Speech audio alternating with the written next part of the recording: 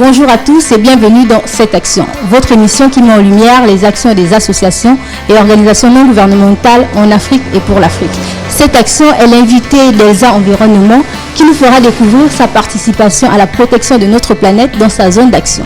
Cette action, c'est tout de suite. Elsa Environnement est cette jeune ONG qui se bat pour faire des zones allant du PK5 au PK11 des quartiers situés dans la zone est de la capitale gabonaise, des endroits où il fait bon vivre en toute salubrité. 2 ans déjà que tant bien que mal, elle propose ses services d'une part et met d'autre part en œuvre des campagnes de sensibilisation sur l'importance de garder un environnement sain et propre aux populations de ces quartiers dits sous-intégrés. Loin de laisser les ménages livrés à eux-mêmes ou face aux actions mitigées des politiques publiques, Elsa Environnement a choisi la proximité qui se matérialise par du porte-à-porte pour lutter notamment contre les comportements inciviques de certaines personnes.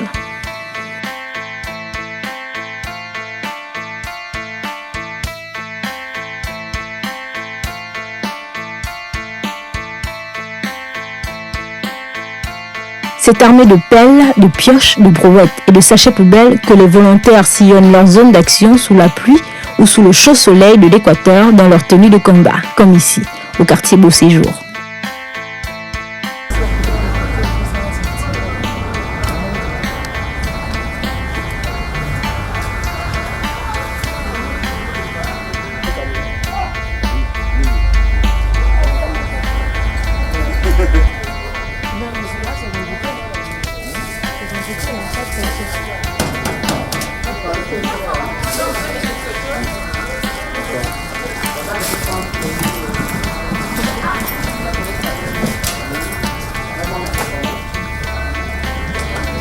En fait, l'opération de tout à l'heure a consisté à démonter le bac d'une de nos clientes qui, pour des raisons personnelles à elle, elle a déménagé et n'ayant plus besoin de ce bac parce qu'elle est allée hors de la zone à laquelle nous exerçons. Donc nous avons décidé de déplacer le bac pour aller replacer à une autre cliente qui en aurait bien besoin. Généralement, ce que nous faisons, c'est que si, comme c'est des maisons à location parfois, s'il y a un autre locataire qui arrive, qui sollicite également nos services dans l'obtention de ce bac, alors nous lui laissons ce bac et nous lui proposons comment faire pour pouvoir adhérer à nos services. Mais dans le cas contraire, si elle refuse, nous sommes obligés de le démonter, d'aller le positionner auprès d'un autre ménage qui en a bel et bien besoin. Des actions portées par l'équipe d'Elsa Environnement sur le terrain, nous sommes allés à la rencontre des bénéficiaires de ce projet, histoire de recueillir leur expérience avant et avec Elsa Environnement. Le premier, un boutiquier du quartier PK10. De notre quartier, quand même, ici, il n'y a pas de problème. On est bien habité ici. Avec les populations, on n'a pas de problème. Ils nous aiment bien, nous regardent bien, il n'y a pas de problème.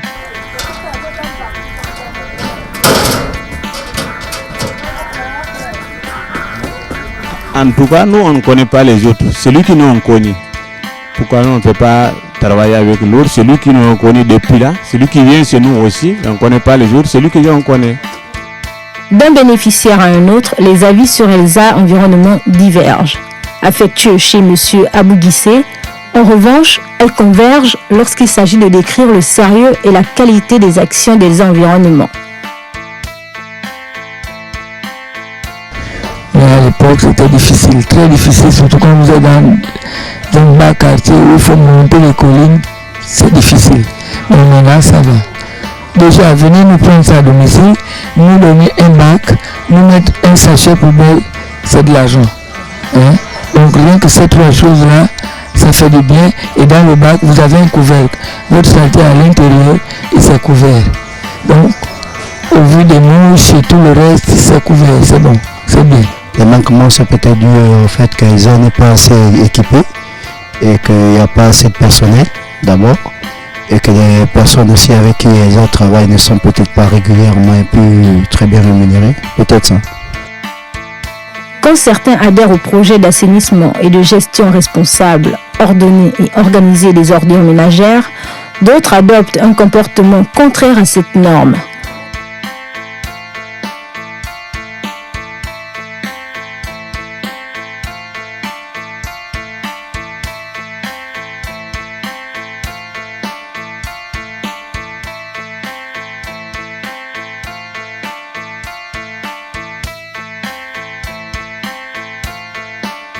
L'ONG ESA Environnement est une organisation non gouvernementale qui s'occupe essentiellement du secteur de l'environnement, notamment dans le cadre de la sensibilisation des ménages, pour le cadre de la collecte d'ordures ménagères, pour ce qui est de ce cadre de sensibilisation qui est très diversifié, très vaste, et c'est même l'essence même de notre mobilisation, l'essence même de notre activité. Et les personnes qui vous accompagnent, en général, ce sont des volontaires ou comment est-ce que cela se passe? Il va déjà sans dire que je m'appuie aujourd'hui sur un effectif pratiquement de 6 personnes permanentes et 3 temporaires. Et dans les personnes permanentes, j'ai 2 personnes vraiment qui sont intégralement intégrées dans notre structure. D'accord. Ces 2 personnes sont pratiquement l'essence même, la motivation même de notre projet. Parce que grâce à ces 2 personnes, je peux vous dire qu'ils ont abattu depuis le début un travail incommensurable.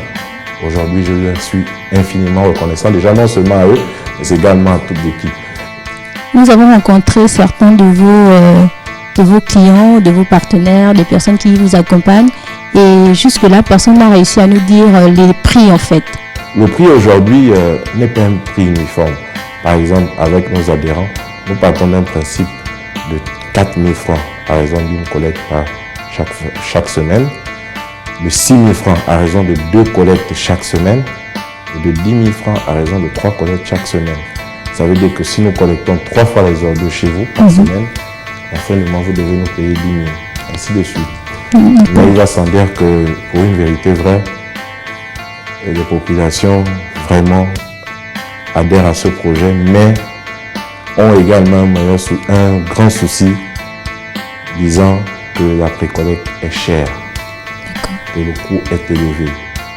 Mais est-ce que demander 4 000 francs à une famille, à un ménage, demander 4 000 pour venir collecter les ordures une fois par semaine et renouveler le sachet poubelle, et vous arrivez parfois, vous trouvez des ordures qui dépassent le sachet poubelle, ils ont encore mis des sacs à côté, mais vous collectez auprès d'eux, la quantité dépasse énormément et la fin du mois, vous lui demandez de payer 4 000, mais qu'ils vous disent que les 4 000 c'est toujours cher. C'est vrai, on comprend le désarroi, la pauvreté, le degré de mauvaises conditions de vie des populations, ça c'est vrai. Mais je pense qu'avec 4 000, qui est déjà tellement bas, parce qu'officiellement, 4 000 francs, c'est donner la possibilité au moins à tout le monde de pouvoir y adhérer. Mais quand on leur demande 4 000, ils crient encore que c'est cher. Honnêtement, nous ne savons plus quoi faire parce que 4 000, c'est déjà descendre en dessous de ce que nous pourrons véritablement faire pour eux. Et par rapport à la convention que vous avez signée de prix-collecte auprès du Pronagub, qui est le programme national de gestion urbaine partagée des déchets solides ménagères, en quoi consiste concrètement cette convention? L'objectif a été de nous amener dans un cadre bien précis, 2 principalement. 1. L'amélioration des conditions de vie des populations des quartiers sous-intégrés en exerçant notre activité dans le quartier bien prescrit pour ces différents actifs, pour les différentes ONG que nous sommes, mais également la pré-collecte d'ordures ménagères de chez eux. Donc, si déjà ces 10 structures dont moi j'en fais partie, nous parvenons à améliorer les conditions de vie, comment? Venant collecter les ordures ménagères, leur amener à comprendre que l'environnement dans lequel nous vivons est un environnement qui devrait être sain à travers des campagnes de sensibilisation, des séminaires, des recueils, quelque chose qui amène la population à s'éduquer pour la nécessité de vivre propre dans les quartiers. Et ça, c'est la partie la plus difficile parce que ça nécessite aussi beaucoup de moyens. Imaginez faire une campagne de sensibilisation dans un quartier, c'est vraiment pas facile parce qu'il faut mobiliser les chefs de ménage, il faut mobiliser la presse que vous êtes, il faut mobiliser les apéros, il faut mobiliser beaucoup de choses. Et ça, vous serez moins sûr que la population va adhérer parce que s'il n'y a pas tous ces ingrédients autour, vous ne verrez personne. Ne serait-ce que soit vous ouvrez la porte ou vous écoutez. Mais quels ont été les avantages d'ESA Environnement à la signature de cette convention?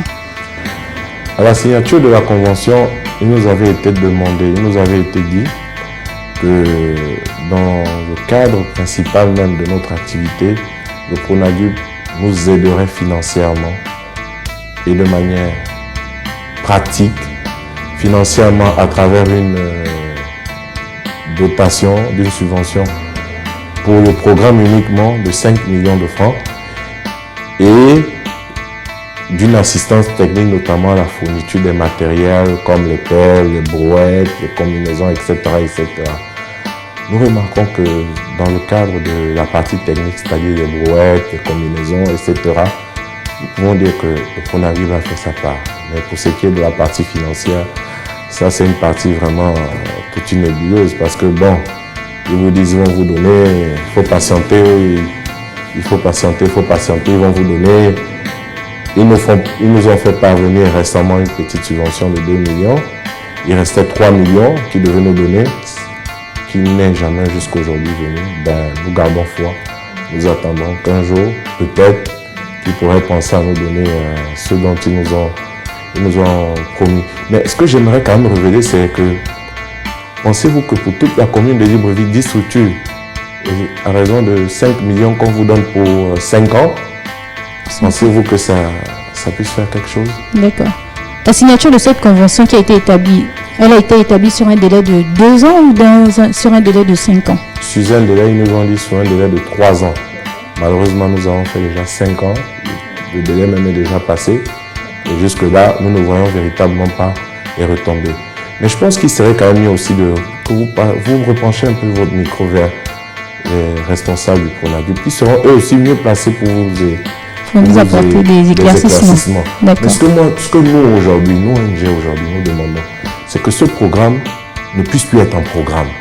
D'accord. Qu'il puisse être un comité national avec une subvention, avec une aide réaliste. Imaginez que les ménages, les adhérents au projet, beaucoup veulent adhérer. Mais lorsque vous lui demandez de payer, et quand vous lui demandez de payer 4 000, il vous dit c'est cher. Vous demandez combien vous êtes prêt à payer, il dit si c'est 2 000, je suis prêt. L'autre vous dit si c'est 1 000 francs, je suis prêt. Mais que fait l'État derrière?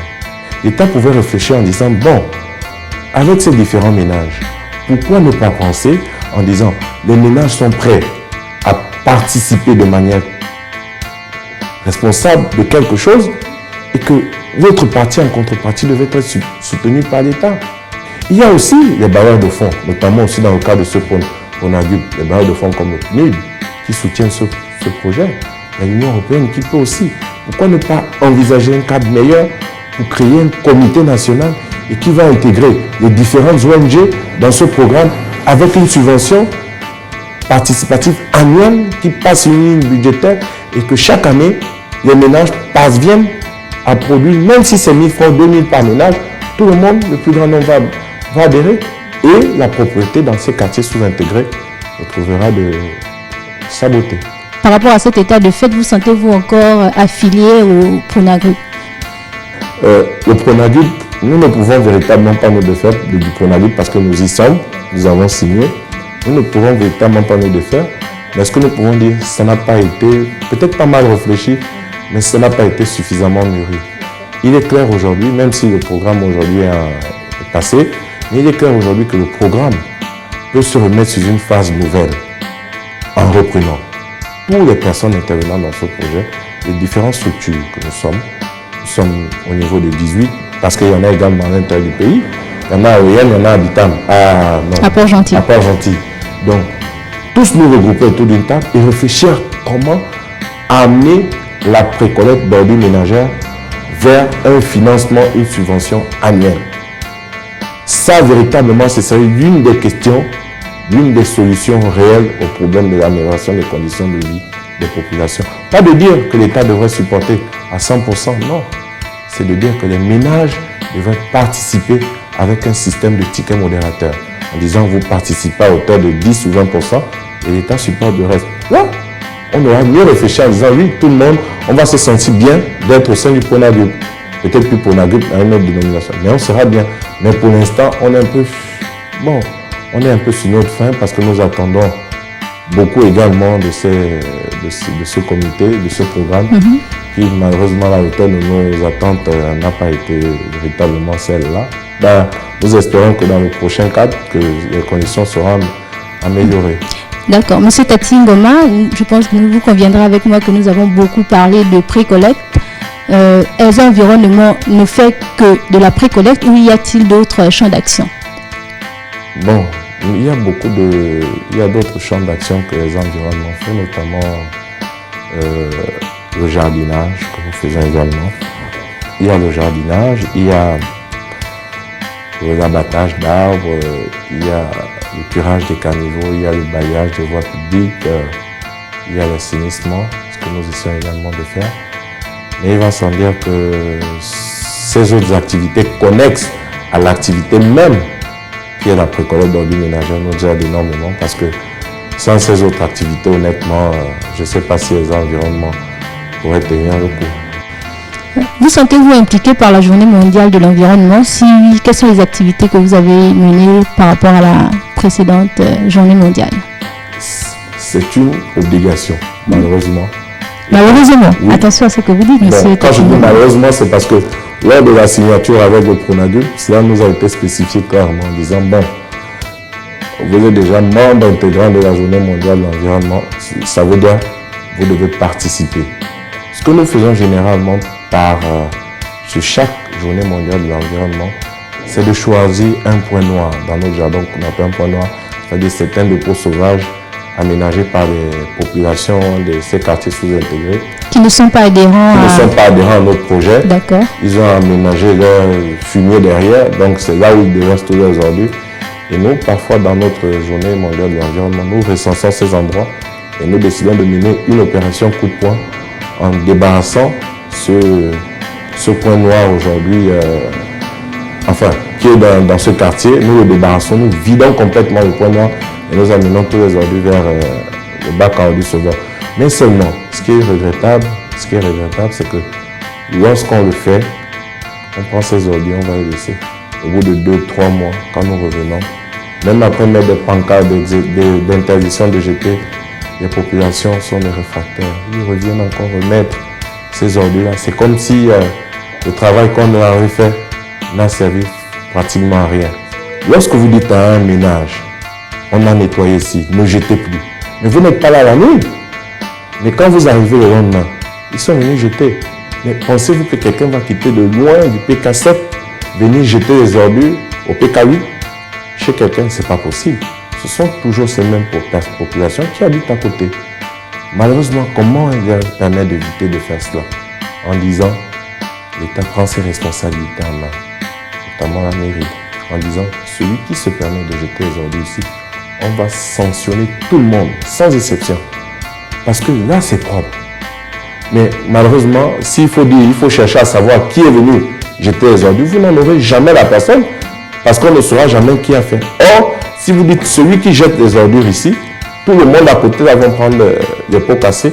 Du coup, ceux mêmes qui habitent aux alentours feront le gendarme parce qu'ils ne voudront jamais se retrouver dans une position de payer une amende, aussi petite soit-elle. Donc, ils vont éviter.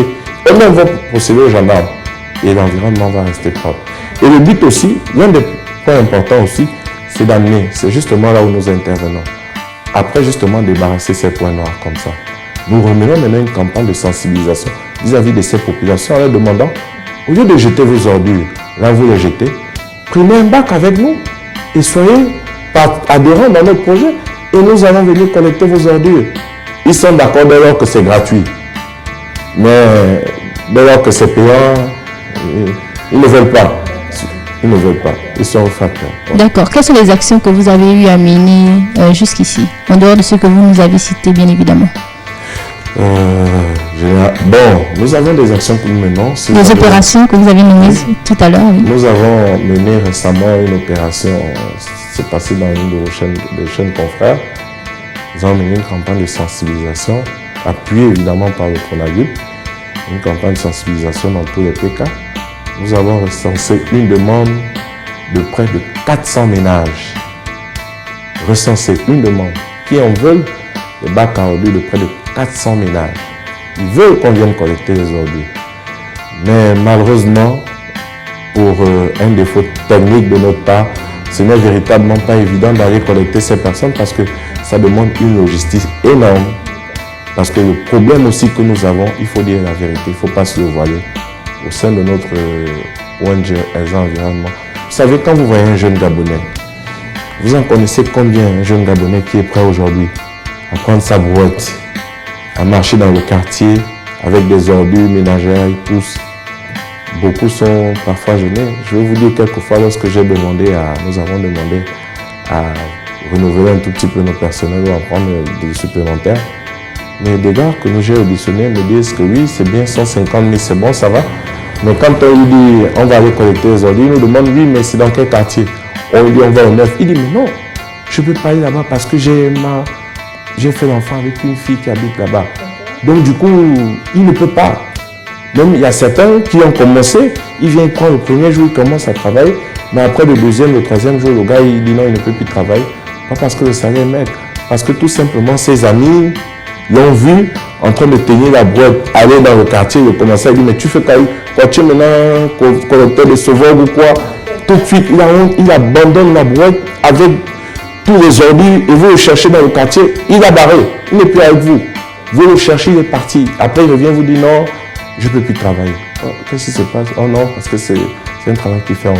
Mais malheureusement, nous sommes Gabonais, nous avons foi. Ce n'est pas parce qu'il y a une, deux ou trois personnes qui ne veulent pas travailler. Il y en a des Gabonais qui peuvent le faire. Et déjà, j'en travaille qu'avec des Gabonais. Donc, il y en a, c'est vrai, c'est dur à trouver, mais il y en a. Et lorsque nous avons la chance de les trouver, vraiment, c'est vrai, c'est très peu.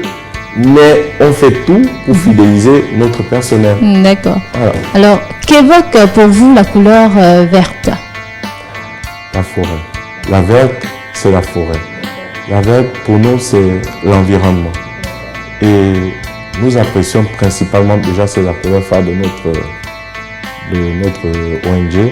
Nous apprécions la couleur verte parce que l'environnement, c'est quelque chose, une seule personne ne pourra jamais. C'est ensemble. D'accord.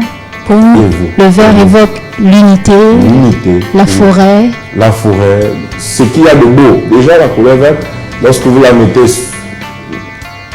de la bonne manière, elle vous redonne ce qu'il y a de meilleur. D'accord. Alors, y aurait-il un point que vous aimeriez évoquer pour finir cet entretien? Le point que j'aimerais évoquer pour terminer l'entretien, c'est de lancer un cri d'alarme. Beaucoup sont créés, mais très peu survivent. Pourquoi?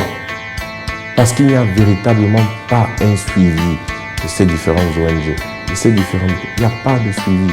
Si l'État peut parvenir, grâce à leur banque de données qu'ils ont, de la réactualiser, de recenser ceux qui existent, de voir comment les encourager à ce qu'ils ne meurent pas, à ce qu'ils continuent à vivre, je vous assure, on en fera quelque chose de meilleur pour notre pays. Quand nous demandons aujourd'hui auprès des banques et consorts une aide, ils ne nous donnent pas d'aide parce qu'ils disent que nous allons aller nous pavaner dans les ceci et cela. Non, ça c'est le taux Gabonais d'avant. Mais le Gabonais d'aujourd'hui, il a compris. Faites-lui confiance, donnez-lui les moyens qu'il nous demande. Mettez-le dans un environnement qui doit évoluer consciencieusement. Et vous verrez, il fera quelque chose de meilleur. Ne pensez pas que quand vous allez lui donner un crédit, il va aller mourir bousillé. Non, c'est un crédit, il va le rembourser. Voyez dans quelle mesure l'encourager dans ce niveau. Aujourd'hui, nous ne parvenons pas à bénéficier de crédit parce qu'on va vous dire non, vous n'avez pas de capacité financière. Est-ce qu'il faut véritablement prêter de l'argent à un riche ou on prête de l'argent à un pauvre? Si vous prêtez l'argent à un riche, il n'y a pas match. Qui en a véritablement besoin? Le riche ou le pauvre? C'est le pauvre qui a besoin de devenir riche. Mais le riche, il est déjà riche. Mais malheureusement, dans nos pays, c'est de prêter aux riches parce que ce sont les riches qui remboursent mieux. Mais le pauvre ne deviendra jamais riche parce que nous, là, nous avons commencé petit et tout doucement, nous faisons notre taille. Et quand nous demandons à avoir un petit crédit, c'est un problème. Avez-vous la valise? Avez-vous ceci? Avez-vous cela? C'est compliqué. Or, ça ne devrait pas être ainsi.